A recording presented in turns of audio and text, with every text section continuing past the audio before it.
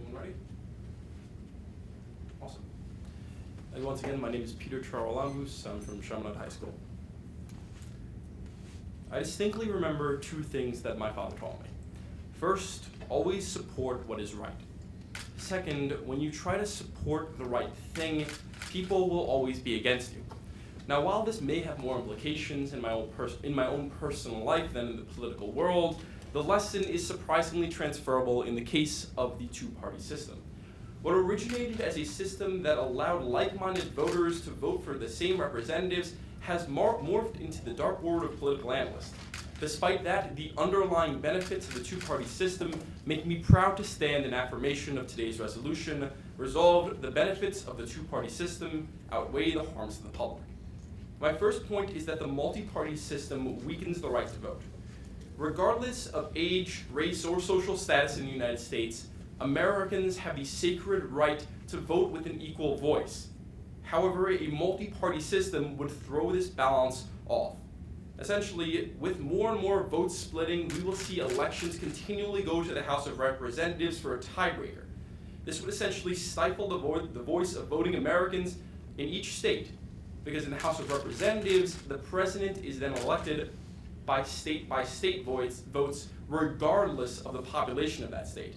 In fact, Roy Nell found that Wyoming, which has 600,000 residents, would have the same strength as California, which has 40 million residents, creating an extremely unfair voting mechanism.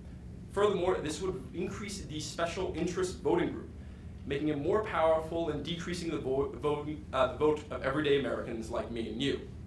This problem, which would be exacerbated by the multi-party system due to vote splitting, would muffle the voices of millions of Americans for no reason apart from political games. My second reason is that a multi-party system would hurt the efficiency of our government. As multiple parties advocate for single-issue platforms, unnecessary conflict is created and critical issues are ignored. To quote the Gipper himself, the government's first duty is to protect its people. But when the government begins to ignore that duty due to these kind of political games, our representatives have failed at their jobs. The multi-party system worsens this problem.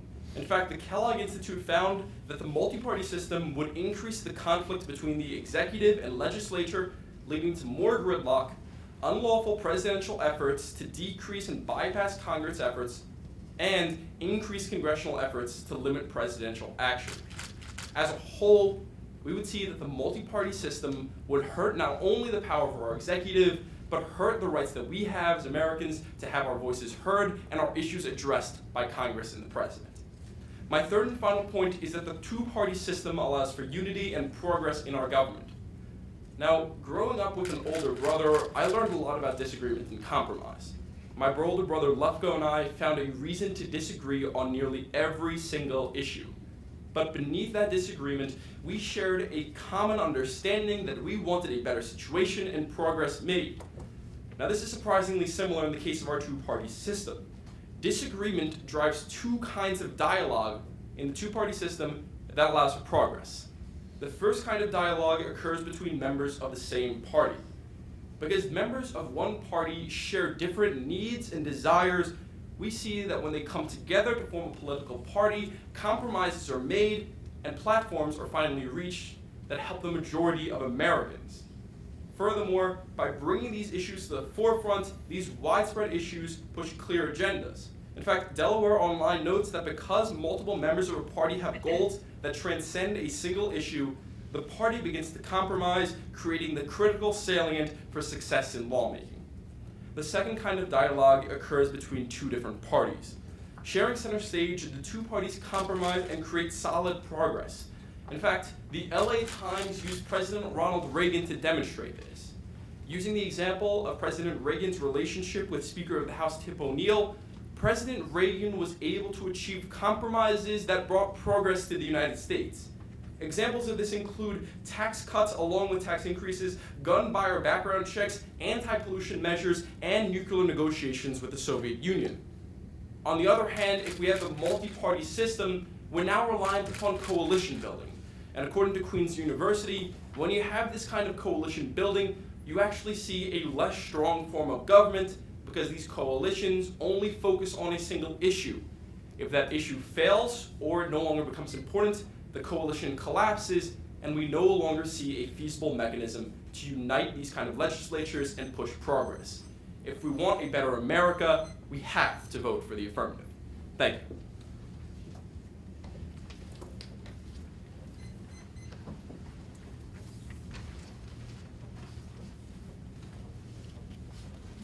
Hi everyone, I'm Kleinle. I went to Ridge High School and I graduated this year.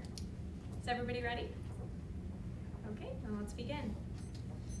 In Anthony Burgess's novel, A Clockwork Orange, anti-government protester F. Alexander tells the protagonist, "Some of us have to fight. There are great traditions of liberty to defend." But when he is exposed to be just as corrupt as the government he supposedly hates, a great truth is revealed, that in a political opposition with only two sides, both sides can fall victim to corruption. If I prove that on net, this is happening today, that the two-party system is unrepresentative, unfair, and undemocratic, then the harms are clear, and we must vote con. Let's begin. First, the two-party system leaves parties entirely unaccountable for their actions. A joint report by professors at MIT and Harvard established that things like economic changes, foreign policy catastrophes, and large scandals, like Watergate, should theoretically affect the entire party that caused them. But right now, that's not happening. Because even if a party does have a scandal or a poor policy choice, voters don't abandon them, because they don't have another party to turn to instead. A great and current example of this is Hillary Clinton. Some Democrats don't trust her, particularly because of her email scandal. But despite the fact that she has problems, they're going to have to vote for her anyway, because she's the only major liberal candidate with a real shot at winning the election. In a perfect world, or under a multi-party system, these people would be able to vote for a liberal candidate who they really believe in. For example, Jill Stein of the Green Party, or a socialist candidate. But right now, that can't happen, because if they were to do that, then they wouldn't see a liberal in the White House. But this inaccountability is also a driving factor behind our government's current inefficiency. Members of the Republican and Democratic establishment are just reelected year after year, time and time again, because they don't have any legitimate third-party challengers to their power. And that means that they're secure in their jobs, knowing that even if they're ineffective, they're going to be reelected. And that's why people like Debbie Wasserman Schultz still lead the Democratic Party, despite millions of people calling for her removal. That's why Paul Ryan is still a major figure in the Republican Party, despite the fact that so many conservatives don't like him. Because they know that they don't have to step down from their positions of power. No one's going to leave the party over their actions. Conservatives are stuck with the Republicans. Liberals are stuck with the Democrats. There are no other major parties that they can turn to. It doesn't matter how dysfunctional the party leadership is. They're the only game in town. In the two-party system we have now, voters might not like their party's scandals, platforms, or nominee, but they have no viable alternative to turn to instead.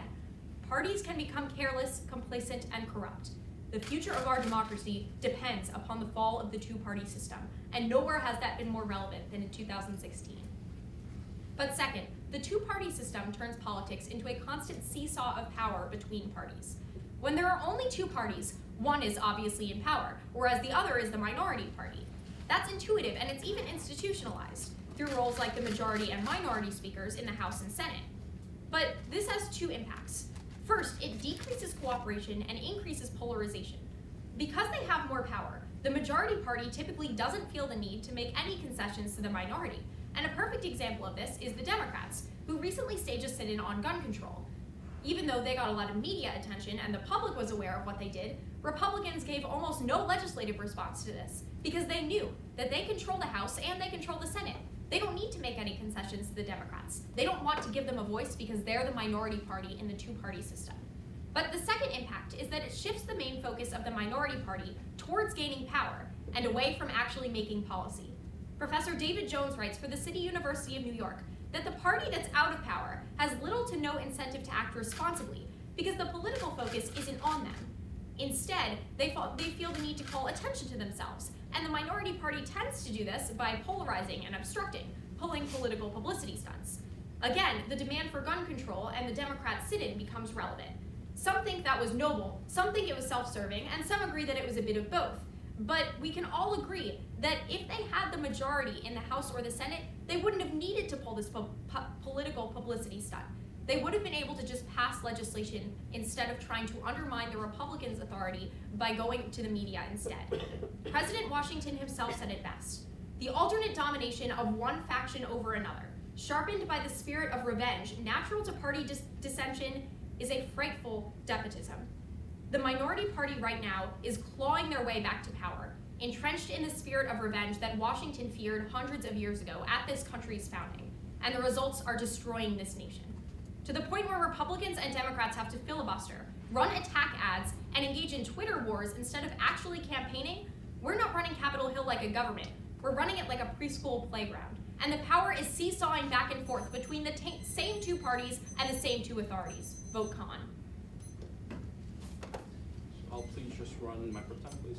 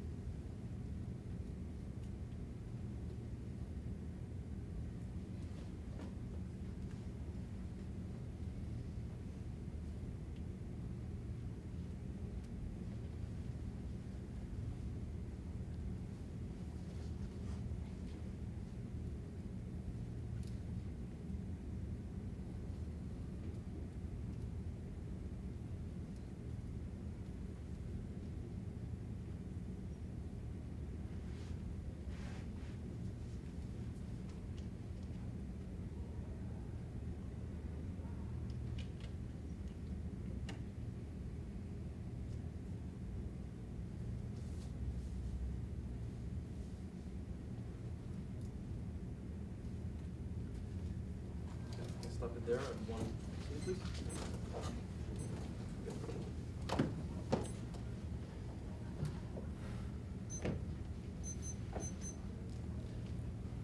Is everyone ready? Are all our judges ready to go? Awesome. My opponent? Okay. Let's start off at my opponent's first contention, which he talks about this idea of unaccountability in this government when you only have a two-party system. The fact is, it's untrue. Accountability still exists in Congress and in the presidency right now. Let's look at a few examples. First, she brings up the example of economic downturn. She says that it really results in little progress. But if you look at the recession of 2008, you realize that the majority of voters blamed President George W. Bush on the economic downfall, and then voted in the Democratic challenger, President Barack Hussein Obama. So it shows that there is accountability, because if an administration does poorly, it's more likely that they are voted out of office. Remember, they're consistently being challenged. Then, the example of Watergate said it had no consequences. But if you actually look at what it did, it allowed an outsider candidate, like President Jimmy Carter, to come into power because he offered a fresh perspective to the Republican Party, which only offered corruption. So in the end, there is accountability for this. And the fact is, a third party wouldn't even fix it either way. What we have to look to is two different kinds. The first is voting into legislatures, and the second is into the executive branch. The first example, let's talk about the executive. If we have a third party involved, when we now have elections into the executive branch, you're really going to see a decrease in voting power of everyday citizens like me and you.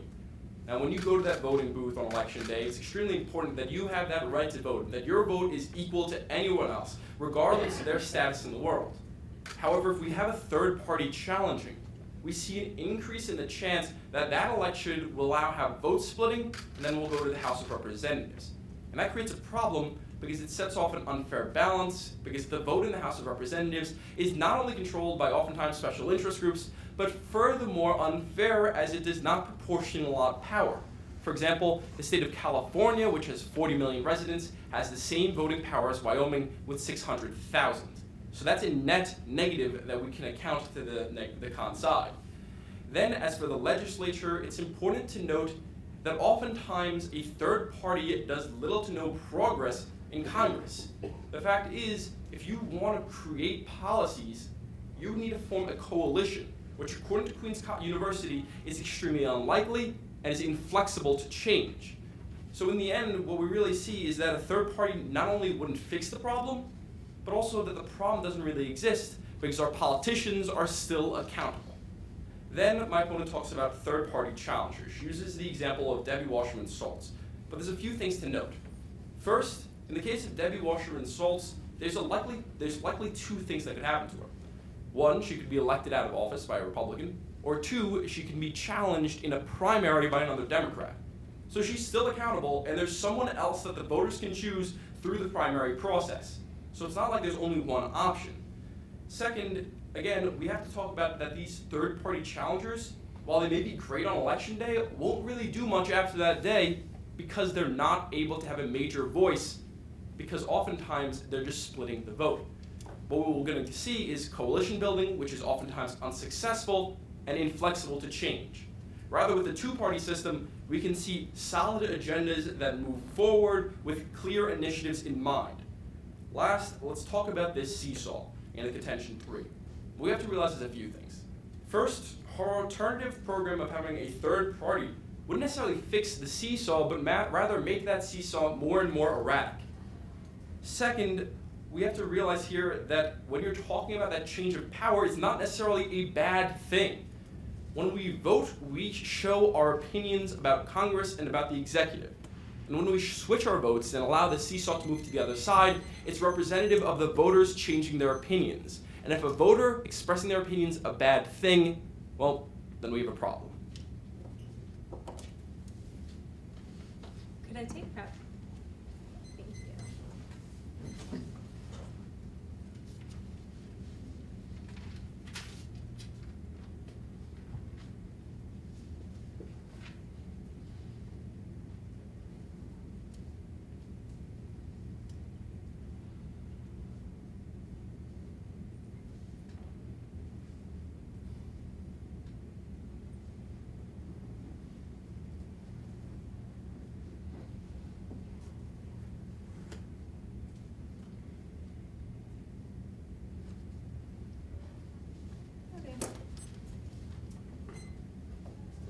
Thank you.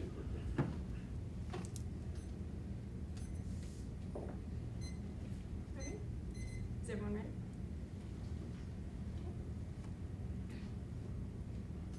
All right, let's look at several of my opponent's points and then weigh them against my own. First, let's talk about what he says when he discusses the fact that a multi-party system is going to weaken the right to vote, that with more and more vote splitting, elections are going to go to the House, and that that's a bad thing. I have two responses to this. First, the House is required to vote for a president on the mandate of the people. If they select a president that doesn't have the largest amount of support, they are blatantly going against this mandate. And that means that anyone who votes against the interests of the people is probably going to get voted out of office. The people aren't going to be happy if the House of Representatives chooses a president they don't agree with. So members of the House have job security at stake. They're going to go with what the people want because they want to be reelected. That's an obvious fact. But second, in regards to his point that states like Wyoming would have as much influence as California, I think he's confused between the House and the Senate. In the Senate, all states have equal say, but the House is proportional. A state like Wyoming has less members in the House than California does, which means that they would still have less influence than the more populated California. Again, that solves for the inequality that he's concerned with. They still have less say, and it's still fair as a method of determining elections. Second, let's look at his point about increasing conflict between the legislative and executive branch. That's not a flaw that's inherent to the multi-party system. For nearly the entirety of his presidency, President Obama has been grappling with a Republican Congress, and look at all the conflict it caused. They're constantly threatening to repeal Obamacare. He's constantly vetoing their bills. It just goes back and forth. They're arguing all the time. That happens either under a multi-party system or under a two-party system. The impact is not unique to the affirmative. Third, let's look at how he says a two-party system gives unity and compromise to our government. And he specifically talks about that between members of a party. But again, that's also not exclusive to a two-party system. In a multi-party system, small parties often form coalitions. This has happened in France, in Germany, in the UK, and in Chile. And I wouldn't call their governments weak, particularly because those are the three strongest nations in Europe and one of the strongest countries in South America. Now, my opponent's Queen's evidence states that coalitions are unlikely, but that's a school in London, in a country that is ruled by coalitions. I don't understand how that evidence says coalitions are unlikely when its government is literally controlled by coalitions, and when those coalitions have been highly effective. Under a multi-party system, we'd see the same impacts here. Then he cites the cooperation between President Reagan and O'Neill, but that's also not because of the two-party system. In fact, with many parties, people from each party can still reach across the aisle. Republicans and Democrats aren't the only ones who can cooperate. Libertarians could coordinate with Green Party members or with Republicans. Just because you're not a Republican or a Democrat doesn't mean you won't reach across the aisle in a multi-party system. Finally, let's address my point about the seesaw. He says that voters choosing a new party isn't bad. I absolutely agree. There should be a large amount of fluidity, and voters should definitely be able to vote in a new government if they decide they want a more liberal or a more conservative shift year by year. But that's not what my point is about. I'm saying that the seesaw is a problem because it means that the party that's out of power focuses more on regaining power than it does on actually making policy. And to that end, they attack the other party. They engage in things like the Twitter wars that we're seeing now. Or they focus on publicity stunts. So they're not necessarily focusing on actually changing the way that they make policy. They're not necessarily reforming their platform to go with the ideals of the people. Instead, they're resorting to base and petty politics, and that's the seesaw that I'm talking about. The seesaw in which we see Hillary and Trump attacking each other on Twitter. The seesaw in which congressional members are constantly talking each other down in front of the media. That's not a way to run a government, and it's not the way that we want our system to run. And it's a flaw that's inherent to the two-party system. If we're going to remove this, if we're going to really find reform, it's only going to happen by abolishing the system that created it, by moving to a multi-party system, and by embracing democracy once and for all. Ready for cross? Mm-hmm. Want to stand up for it? Sure. So, are all our judges ready? Just head nod worse. Awesome, yes, thanks. So let's say in the 2016 election against Republican Donald Trump and Secretary of State Hillary Clinton, we end up seeing it go to the House, right? Mm-hmm.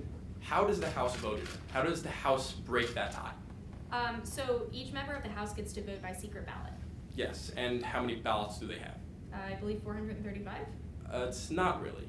What you actually see is states actually having equal votes, regardless of their population.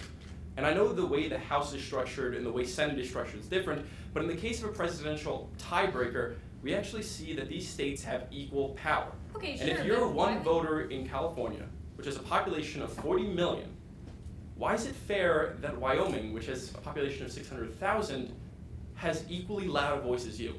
Because you're still going to vote along the lines that the people voted in initially. So let's say there's a candidate that has 40% of the vote. That's not a simple majority, sure. But at the same time, maybe that 40% was the largest percentage that any candidate got. If the House doesn't vote to put that 40% I'm not saying that that's the problem. I'm not saying that they're going to switch their ties. I'm saying isn't it unfair that California, which has more voters, not only voting for the candidate, but as a whole, has the same power as Wyoming. Whereas in the electoral college system, which allows for proportional split up, we'd actually see that this state having more power than Wyoming. Right now they're equal. How is that fair? Not if it brings the same results as the general election or the electoral college No, but would. there's a fundamental misunderstanding there. In the electoral college, let's just use a hypothetical because we don't know the exact numbers. Let's say California has 50 electoral votes. Mm-hmm. Wyoming would have 6. Okay, sure. Now but they I'm both have telling you- 1. How is that fair? I'm telling you, it's not unfair if it brings the same results that the Electoral College would. So if the majority of the nation votes for candidate X, but candidate X doesn't have a simple majority, and the election goes to the House, if the House elects candidate X anyway, then it doesn't matter. But what if it because they were doesn't? still the candidate that the majority of the nation What, favored. what if it doesn't? Because right now the vote If is it nearly doesn't, then they'll split be in voted half. out. The people will be upset. They'll lose their jobs. They have job security to be concerned But with. no, we're not talking about job security here. We're talking about voters, are, just though. like me and you. How is it fair for a person, everyone in this room, how is it think- fair that if we go to vote and suddenly our voice is muffled because of this kind of political shenanigan that would result from, which would increase because of the multi-party system? Peter, I'm just going to answer this the same way that I have before. I think we should probably move on. Okay. Yeah. Okay, is it okay if I ask you a question? Sure. All right, let's talk about the coalitions in Europe that we've seen in multi-party governments. How have those worked out? Okay, there's a few examples like to use. We'll talk about Spain, which is right now collapsing nearly collapsing now that we see radical third parties like nearly neo-Nazis rising to power. Italy, which has shifted power dozens of times in Are short Spain periods of and time. Italy presidential systems? Do they have the They're same? multi-party systems. I mean, But do they have the even same if we type look of at Great government? Britain, we see Great Britain right now nearly collapsing after Brexit because we saw that coalition begin to fall apart now that the measure is actually done. Okay, thank you.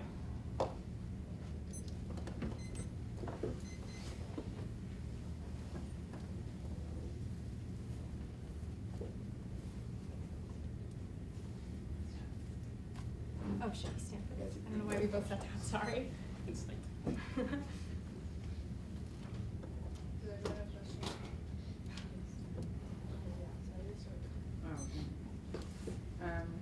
My question is to Peter. Sure. Why do you feel a third party would not have power? Okay. Well, with the two-party system we have right now, the party that has a majority really has power because people have voted it in.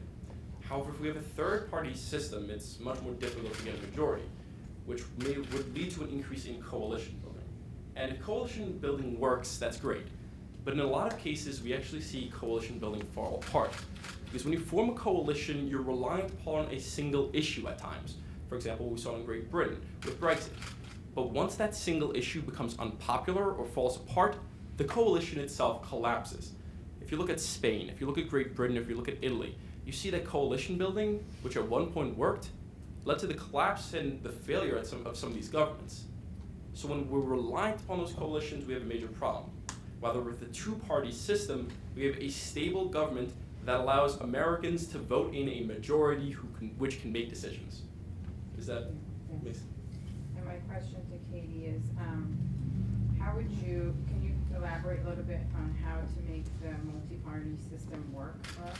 Sure. I mean, I think right now, in order to make a multi-party system work, we would need reforms in some of the institutional ways that we run elections. Specifically, a lot of the requirements for how to get on a ballot. In some states, it's almost impossible for a third-party member to get on a ballot. In order for a multi-party system to work, we would need more publicity for these third-party candidates. We would need them to more easily make it onto ballots. So on election day, people would see them and remember that they're running. And we would need more exposure for them as well, because right now I think they're suppressed in all of those ways. I have a question for Katie. Why is your second argument about this seesaw intrinsic to a two-party system? So it's worse in a two-party system because there's only one other party that they're fighting against to get power again. Under a multi-party system, sure, they'd still be trying to get the majority in any legislature, but first of all, it would be more difficult to get the majority. So they wouldn't necessarily be fighting as hard as they are right now because there are just so many parties that they would be going against. Second of all, right now what we see is that because there's only one major party for each party to argue against, they're constantly attacking them through spiteful ads, through spiteful media conferences, through petty things like vetoing their bills, even though they may be a good idea. So there wouldn't necessarily be that targeted anger towards the one other political party that we see right now. This is a question for both of you. If you had to choose between like the efficiency that legislation has passed versus like how well people are represented, which one would come first? Sure. You want to answer that, or you want to go first? It's up to you. Okay. This was something I was going to bring up in my next speech. Usually we didn't time the judge questions. Oh, okay. Sure. So in my book, we have to look at democracy and see where it starts and where it ends. In the multiple party system, democracy's efficiency ends after election day. Sure, you get to vote someone who you think aligns with your ideas. However, after that, I think it's more important that we see meaningful legislation passed for the single mother who wants to make sure that welfare is ensured for her and her family, for the retiree who wants to make sure that future generations will have a stable America. They don't necessarily care about who the person is, but rather that the action is done. And that's really what matters in our democracy. It doesn't end on election day, it continues on.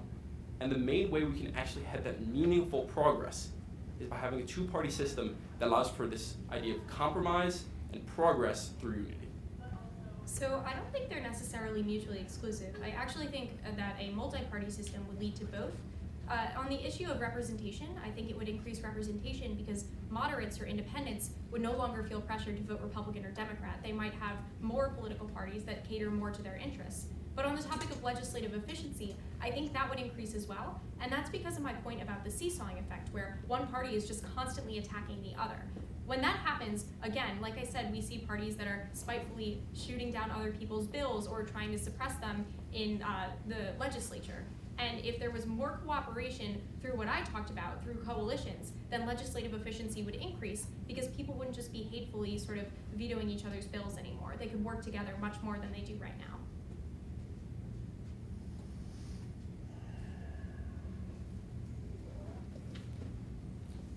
I'll just take the remaining 45 seconds, I believe. Thank you.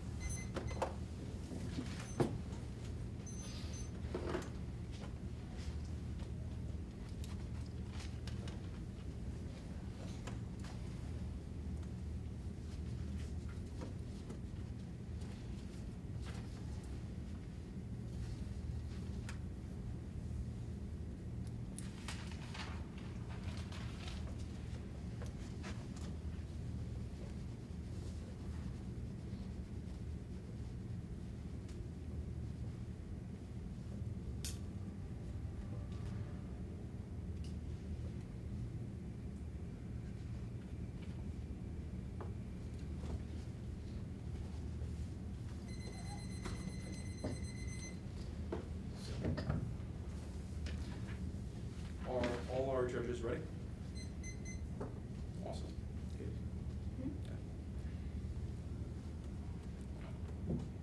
The first thing let's talk about is this idea of the right to vote and the possible weakening of it. When we have a multi-party system, we see that the Electoral College, which is a firmament of our democracy, we see that them mixing together would actually lead to a decrease in the representation of everyday people like me and you. Because we see vote splitting, and because there's no longer a majority that carries the election, it goes on to the House, which gives each state an equal vote regardless of their population. And even though California has 40 million residents, it has the same power as Wyoming, which has 600,000. And my opponent tells you that it's fine if the outcome is still the same. The fact is there is no outcome right now. The vote is split right now.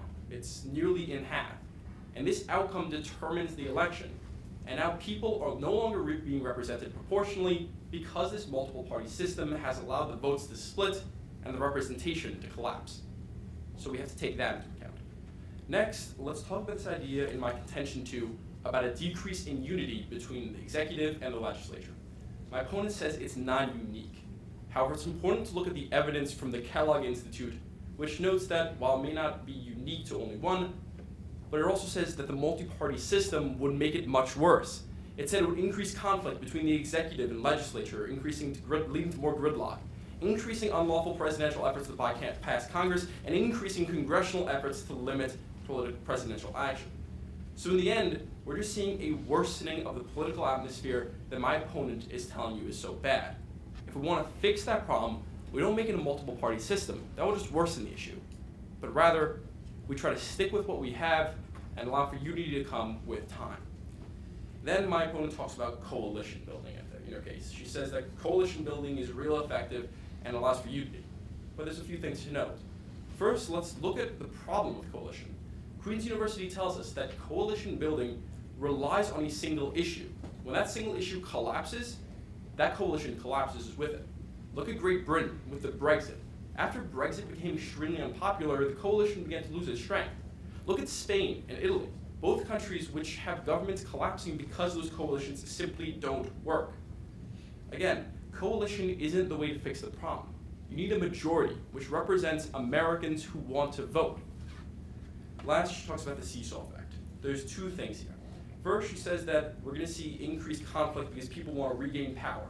But if you actually look at the majority of cases, the way you regain power is by making positive legislation. People don't necessarily care about a Twitter war in an election. Ask yourself that question. Which one do you care more about? Policy or social media? In the end, the majority of voters care about the policy that's being made by these representatives. Furthermore, there's no unique area of this idea of a seesaw effect with a two-party system and a multi-party system.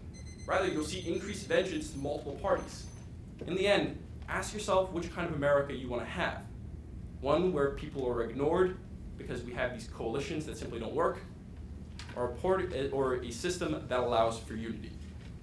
Thank you very much. Can I take the remainder of my prep? How much time do I have? Thank you.